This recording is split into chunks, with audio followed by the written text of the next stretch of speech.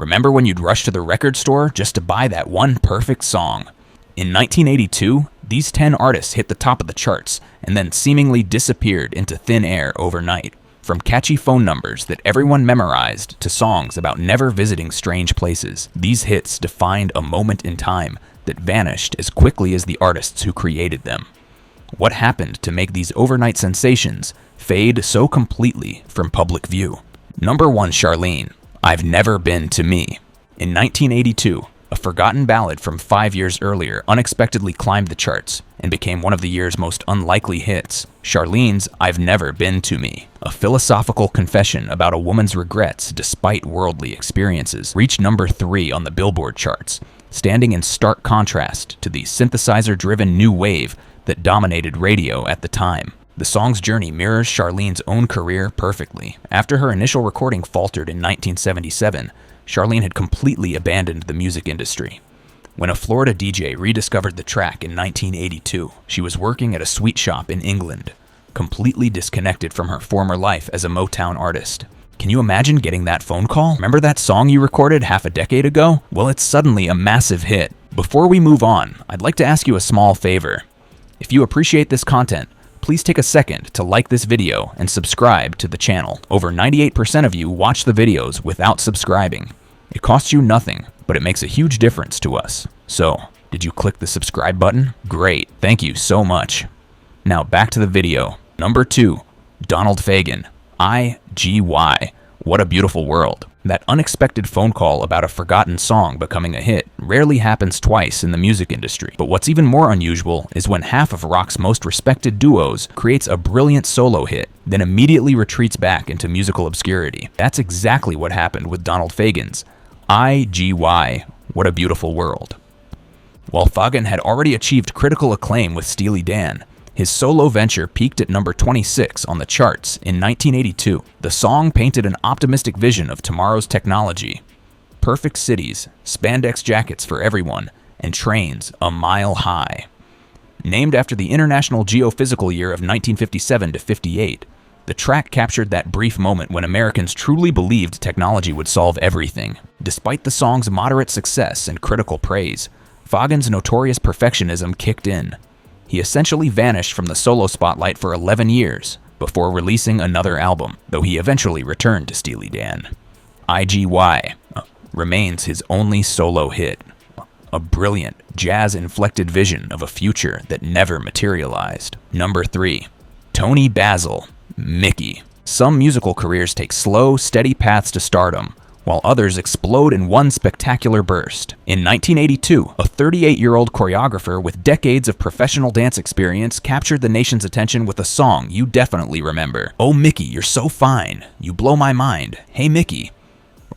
What most viewers watching Toni Basil's cheerleader routine on MTV didn't realize was they were seeing an established industry veteran. Before donning that iconic cheerleader outfit, Basil had choreographed for David Bowie in Talking Heads. Her innovative self-directed music video, featuring those energetic chants and peppy routines, became a cornerstone of early MTV programming and eventually earned a place in the Rock and Roll Hall of Fame. Few fans knew Mickey wasn't even original.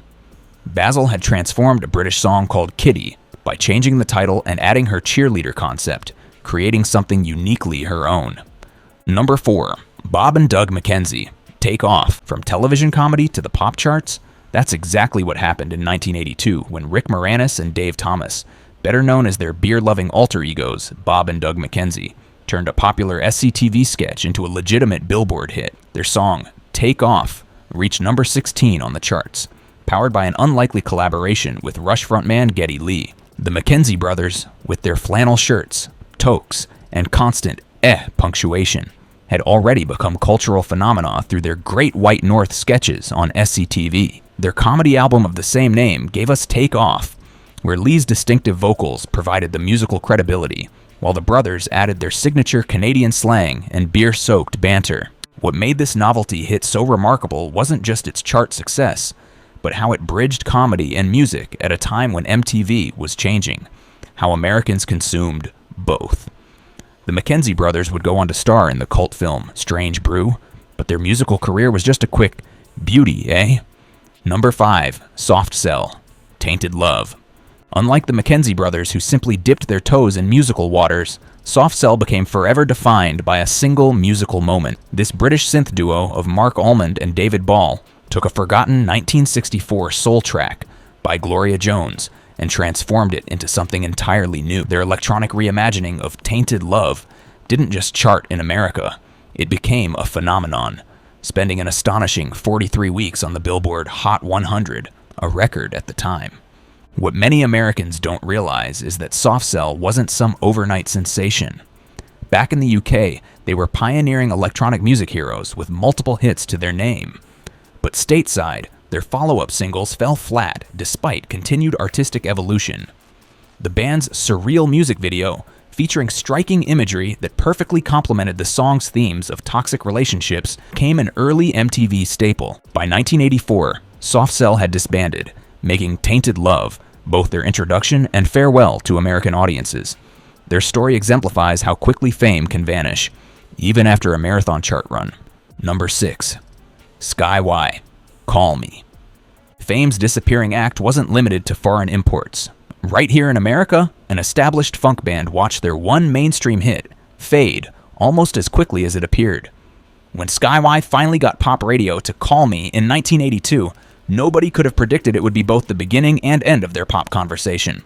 The New York-based funk outfit had been releasing albums since 1979, building a dedicated following on R&B charts. Their smooth, sophisticated sound had earned them respect among soul and funk aficionados, but mainstream recognition remained elusive until their sultry invitation to Call Me connected with pop audiences. The song's irresistible bass line, silky production, and seductive vocals made it perfect for both dance floors and quiet evenings.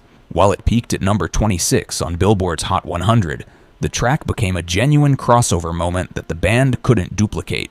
Number 7. Tommy Tutone, 867-5309/Jenny.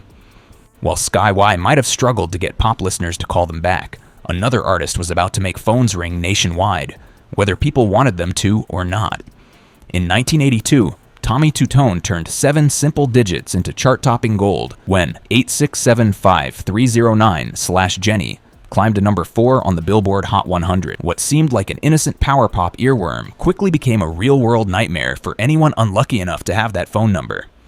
Across America, people with the 867-5309 number found themselves bombarded with endless prank calls. Alabama resident Lorene Burns expressed what many felt when she said she'd like to get hold of his neck and choke him regarding Tommy Tutone after being forced to change her number due to harassment. Number 8.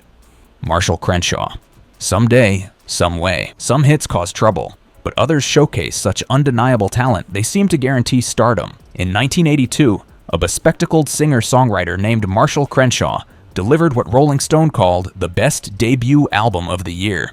His single, Someday, Some Way, reached number 36 on the charts, with critics hailing him as the second coming of Buddy Holly, a comparison strengthened by his similar appearance and vintage rock sensibility. The music industry seemed certain they had discovered a genuine artist with staying power. His songs featured immaculate craftsmanship, perfect 3-minute pop gems with infectious melodies and heartfelt lyrics that recalled the golden age of rock and roll while still sounding fresh. Number 9. Greg Guidry, Goin' Down. The fickle nature of the music industry claimed many victims in the early 80s, but few stories ended as tragically as Greg Guidry's. While Marshall Crenshaw maintained artistic respect despite commercial disappointment, Guidry's promising career took a devastating turn after his smooth, soft rock hit, Goin' Down, climbed to number 17 in 1982.